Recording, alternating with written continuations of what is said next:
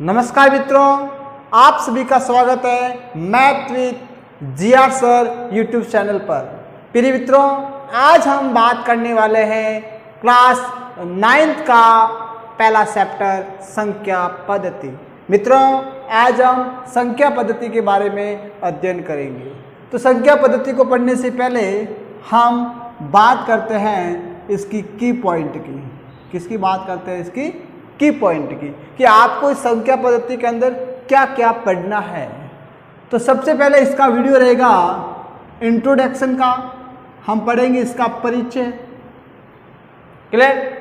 उसके बाद हम पढ़ेंगे प्रश्नमाला एक्सरसाइज 1.1, फिर पढ़ेंगे एक्सरसाइज 1.2, फिर 1.3, फिर 1.4, फिर 1.6। ठीक, इसी तरह लास्ट में हम पढ़ेंगे इसके महत्वपूर्ण और इसके होमवर्क। तो ये मित्रों इसका हो गया की पॉइंट संख्या पद्धति का परिचय, प्रश्नावली 1.1 से लगाकर 1.6। आज हम बात करने वाले हैं संख्या पद्धति के भाग फर्स्ट का, जिसमें हम पढ़ेंगे परिचय। क्या पढ़ेंगे? परिचय। क्लियर? तो देखते हैं एक बार। तो सभी विद्यार्थी हेडिंग लगाएंगे, हेडिंग लगाकर लिखे प्राकृत संख्याएं। क्या लिखेंगे? प्राकृत संख्या। प्राकृत संख्या। प्राकृत संख्या क्या होती है? तो समझने एक बार, प्रकृति में विद्यमान वे सभी वस्तुएं जिसे आप गिन सकते हैं। जैसे देखो बाहर कितने स्टूल पड़े हैं? 5 स्टूल पड़े हैं। इसका मतलब 5 क्या है? प्राकृत संख्या। देखो 2 पंखे चल रहे हैं, इसका मतलब 2 क्या है? प्राकृत संख्या है। इसी प्रकार प्रकृति में विद्यमान वे सभी वस्तुएं जिससे आप क्या कर सकते हो? गिन सकते हो, उसे हम क्या कहेंगे? प्राकृत संख्या। या फिर एक से अनंत, एक से अनंत तक की संख्याएं, एक से अनंत तक की संख्याएं प्राकृत संख्या, एक से अनंत तक की संख्याएं को प्राकृत संख्याएं कहते हैं। प्राकृत संख्या कहते हैं। जो प्रकृति के विद्यमान एक से अनंत तक की संख्याएं हैं, उस संख्याओं को हम क्या कहेंगे? प्राकृत संख्याएं। प्राकृत संख्या को हम n से लिखते हैं, नेचुरल नंबर। n बराबर 1, 2, 3, 4 dash dash dash dash infinity. Clear? तो एक से अनंत क्या कहलाएगी? आपकी प्राकृत संख्या है। इसी प्रकार सभी विद्यार्थी हेडिंग लगाएंगे पूर्ण संख्याएं। क्या लगाएंगे? पूर्ण संख्याएं। लगाए पूर्ण संख्याएं। क्या है पूर्ण संख्याएं? यदि प्राकृत संख्या के अंदर आप 0 जोड़ दोगे, इससे जो आपकी संख्या प्राप्त होगी वो संख्या क्या? आपकी पूर्ण संख्या है। प्राकृत संख्या एक से अनंत, इसके अंदर आप क्या जोड़ दो? 0 जोड़ दो, वो क्या हो जाएगी? आपकी पूर्ण संख्या है। इसका मतलब जिस प्रकार अगर आप पूर्ण संख्या की डेफिनेशन लिखे तो 0 से अनंत तक की संख्याएं, 0 से अनंत तक की संख्याएं क्या कहलाती है? संख्याएं को पूर्ण संख्या कहते हैं। पूर्ण संख्या कहते हैं।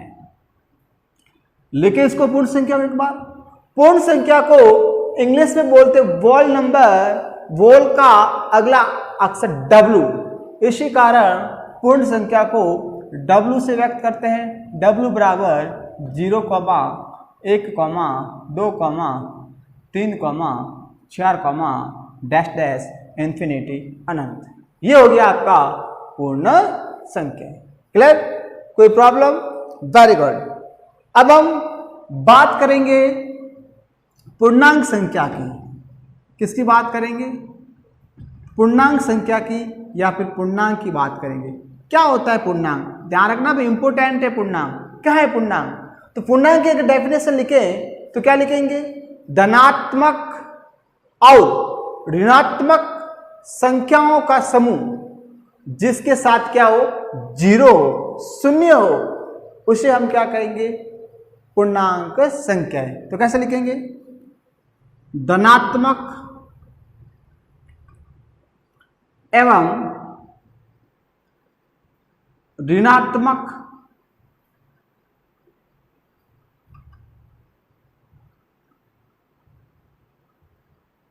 संख्याओं का समूह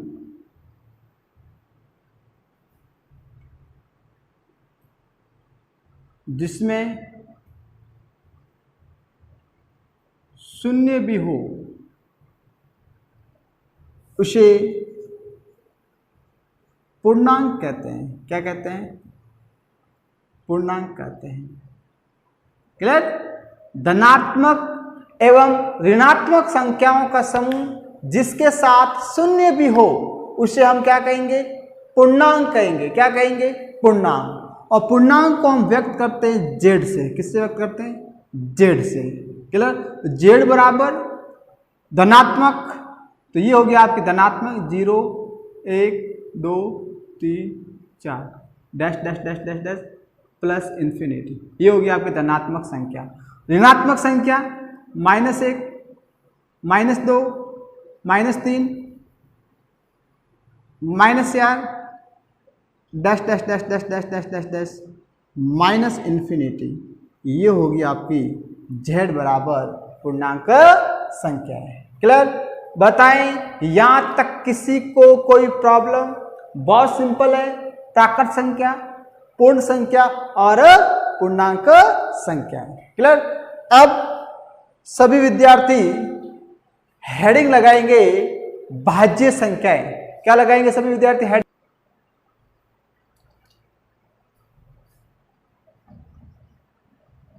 भाज्य संख्या। क्या होती है भाज्य संख्या? ध्यान रखना भी भाज्य संख्या है। क्या होती है भाज्य संख्या? तो कैसे लिखेंगे समझना एक बार। वे प्राकृत संख्याएं, वे प्राकृत संख्याएं, वे प्राकृत संख्याएं जो एक या एक व स्वयं, एक व स्वयं के अलावा, एक व स्वयं के अलावा अन्य संख्याओं से भी, अन्य संख्याओं से भी विभाजित हो, विभाजित हो, उसे भाज्य संख्या कहते हैं। उसे भाज्य संख्या कहते हैं। समझना अच्छे से, बहुत सिंपल है कि वे सभी संख्याएं या वे प्राकृत संख्याएं जो एक व स्वयं के अलावा अन्य संख्याओं से भी विभाजित हो उसे हम भाज्य संख्याएं कहते हैं। जैसे जैसे इसका एग्जाम्पल पढ़ेंगे, जैसे जैसे बात करेंगे 4 की। 4 के अंदर 1 का भाग जाता है, 4 के अंदर स्वयं का भाग जाता है, 1 और स्वयं के अलावा अन्य संख्या किसका भाग जा रहा है? 2 का भाग जा रहा है। इसी कारण 4 क्या है? आपकी भाज्य संख्या है। 4 के बाद 6 को देख लो। 6 के अंदर 1 का भाग जाता है, 4 का भाग 6 का भाग जाता है, 1 और स्वयं के अलावा और किसी का भाग 2 का भाग जाता है और 3 का भाग जाता है। मीन्स 1 और स्वयं का तो जाएगा, उसके अलावा अन्य किसी भी संख्या का भी भाग जा रहा है तो वो आपकी क्या हो जाएगी? भाज्य संख्या है। इसी प्रकार बात करेंगे 8 की, बात करेंगे 9 की। 9 देखें, 9 में 1 का भाग जाता है, 9 में 9 का भाग जाता है, इसके अलावा 9 में किसका भाग जा रहा है, 3 का। इसी कारण 9 क्या हो जाएगी आपकी भाज्य संख्याएं। 10 हो जाएगी, 12 हो जाएगी, 14 हो जाएगी, 15 हो जाएगी, dash dash dash dash dash. Clear? तो ये होगी आपकी भाज्य संख्याएं। इसी प्रकार हेडिंग लगाए आप अभाज्य संख्याएं। अभाज्य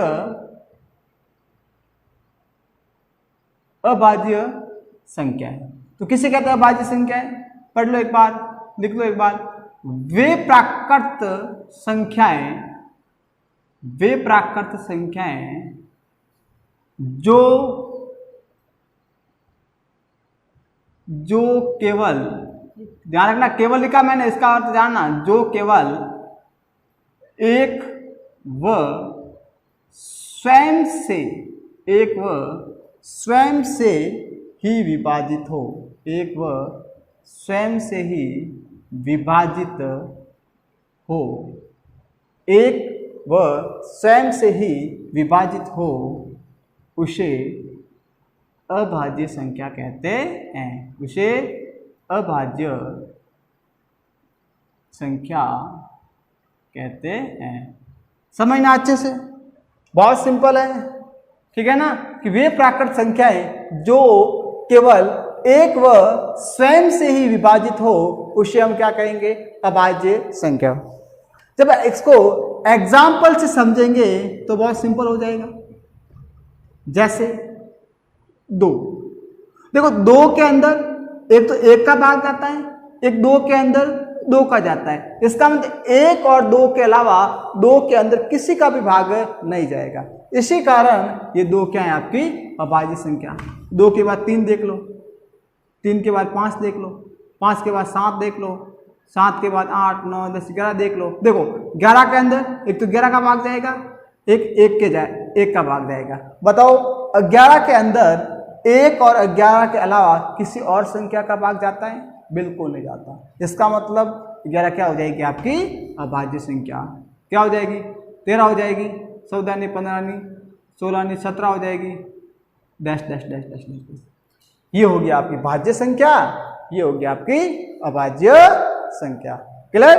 वे प्राकृत संख्या जो केवल एक व स्वयं से ही विभाजित हो, इसका मतलब केवल एक और स्वयं का ही भाग जाएगा, इसके अलावा किसी का भी भाग नहीं जाएगा, वो क्या हो जाएगी आपकी अभाज्य संख्या। क्लियर?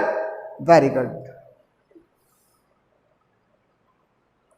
इसी प्रकार सभी विद्यार्थी हेडिंग लगाएंगे परिमेय संख्याएं।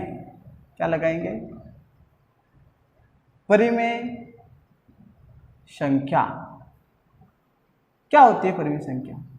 समझना अच्छे से, क्या होती है परिमेय संख्याएं। तो किससे कहते हैं परिमेय संख्याएं?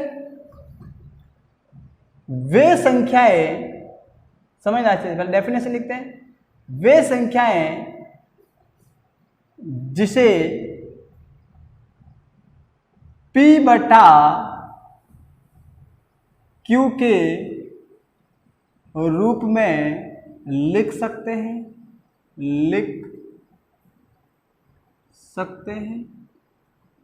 क्लियर? वे संख्याएं जिसे P बटा Q के रूप में लिख सकते हैं तथा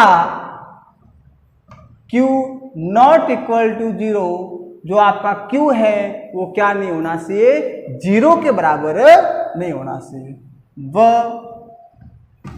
एवं P व Q पूर्णांक हो। P व Q क्या हो? पूर्णांक हो। ठीक है? वे संख्याएं जिसे P बटा Q के रूप में लिख सकते हो, Q not equal to 0, Q 0 के बराबर नहीं हो, एवं P व Q क्या हो? पूर्णांक हो, उसे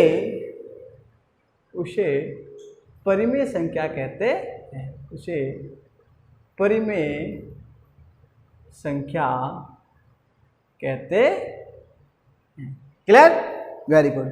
जैसे एग्जाम्पल 1/2, देखो 1/2 को हम p/q के रूप में लिख सकते हैं, p/q के रूप में लिख सकते हैं। q क्या है? 2 है, इसका मतलब q 0 के बराबर नहीं है, और p व q इसका मतलब 1 और 2 क्या है? पूर्णांक है। इसका मतलब 1/2 क्या हो जाएगा आपका? परिमेय संख्या।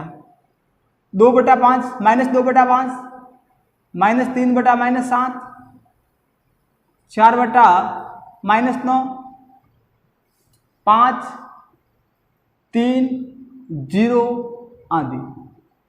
आप बोलोगे सर ये 5 परिमेय संख्या कैसे है? देखिए 5 के नीचे 1 लगा दो, किसी भी संख्या के नीचे 1 लगा सकते हैं, तो 5/1 ये क्या हो गया? p/q, p/q हो गया। q क्या? 1 मीन्स 0 नहीं है, और 5 और 1 क्या? पूर्णांक है।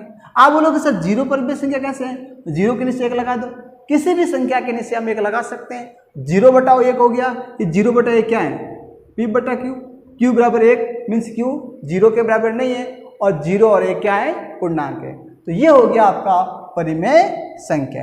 क्लियर? इसी प्रकार सभी विद्यार्थी हेडिंग लगाएंगे अपरिमेय संख्या। क्या लगाएंगे? अपरिमेय संख्या। अपरिमेय संख्या। तो वे संख्याएं किसे कहते हैं? वे संख्याएं जिसे p/q के रूप में नहीं लिख सकते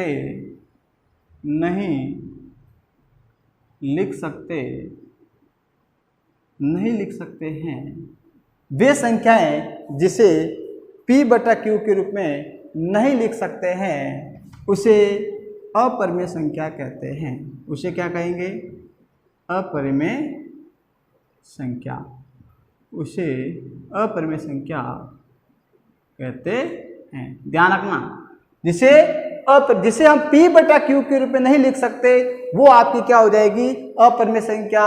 जैसे कि एग्जाम्पल के लिए बात करेंगे हम √2, √3, √5 dash dash dash dash dash. Clear? बहुत सारी आदि लिख दो आप। ये हो गया आपकी अपरिमेय संख्या। तो बहुत सिंपल है। परिमेय संख्या p/q के रूप में लिख सकते हैं, अपरिमेय संख्या जिसे हम p/q के रूप में नहीं लिख सकते हैं वो आपकी क्या हो जाएगी? अपरिमेय संख्या है। अब हम बात करेंगे, लगाओ स्टार्ट, वास्तविक संख्याएं। वास्तविक संख्याएं क्या होती है? वास्तविक संख्या बात करते हैं। लिखे हैं परिमेय एवं अपरिमेय संख्याओं का, परिमेय एवं अपरिमेय संख्याओं का समूह, परिमेय और अपरिमेय संख्याओं का समूह वास्तविक संख्या कहलाती है। वास्तविक संख्या या वास्तविक संख्याएं कहलाती हैं। ठीक है ना? ठीक है, बहुत सिंपल है। वास्तविक संख्या, परिमेय संख्या और अपरिमेय संख्याओं का समूह क्या कहलाती है? आपकी वास्तविक संख्या। क्लियर? तो एक बार इसको लिखें, फिर आगे बढ़ते हैं।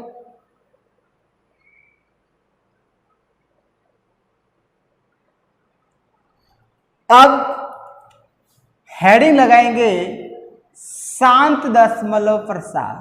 क्या लगाएंगे? शांत दशमलव प्रसार। शांत दशमलव प्रसार किसे कहते हैं? शांत दशमलव प्रसार। तो क्या लिखेंगे? भाग प्रक्रिया में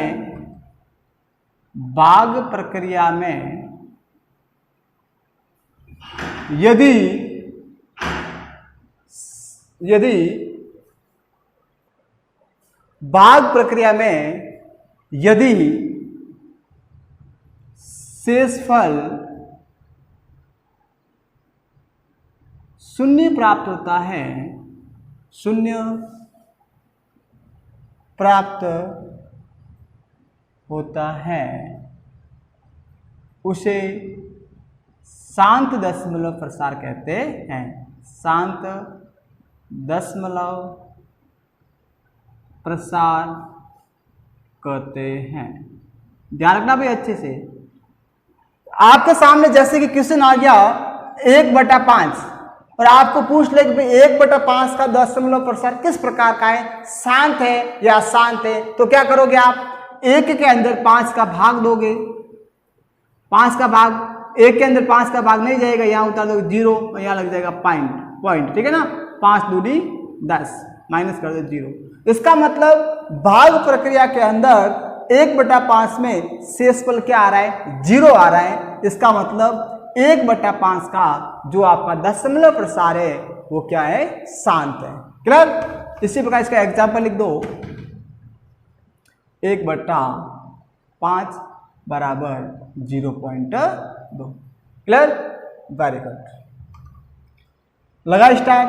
दूसरा अशांत दशमलव प्रसार, अशांत दशमलव प्रसार क्या लिखेंगे, भाग प्रक्रिया में यदि शेषफल, भाग प्रक्रिया में शेषफल 0 प्राप्त नहीं होता है, नहीं होता है। क्लियर। अशांत दशमलव प्रसार में क्या है, जो आपका शेषफल है वो 0 प्राप्त नहीं होता है, भाग अनंत की ओर बढ़ता रहेगा, मीन्स आपका भागफल आता रहेगा, वो क्या हो जाएगा आपका अशांत दशमलव प्रसार। इसी प्रकार नेक्स्ट स्टार लिखे आप अन्वसानी, अन्वसानी अनावर्ती, सॉरी अन्वसानी आवृत्ति। अन्वसानी आवृत्ति में शेषफल की क्या होती है, पुनरावृत्ति हो रही है। इसमें शेषफल की क्या होती है, पुनरावृत्ति होती है। क्या होती है, पुनरावृत्ति होती है। ठीक है। जिसमें शेषफल की पुनरावृत्ति होती है उसे हम क्या कहेंगे, अन्वसानी आवर्ती। क्या कहेंगे, अन्वसानी आवर्ती। ठीक है।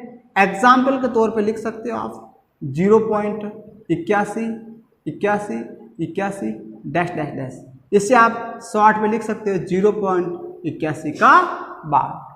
Clear, very good. इसी प्रकार नेक्स्ट स्टार लगाए अन्वसानी अनावर्ती, अन्वसानी अनावर्ती। इसमें क्या रहेगा, इसमें शेषफल की पुनरावृत्ति नहीं होगी, इसमें शेषफल की पुनरावृत्ति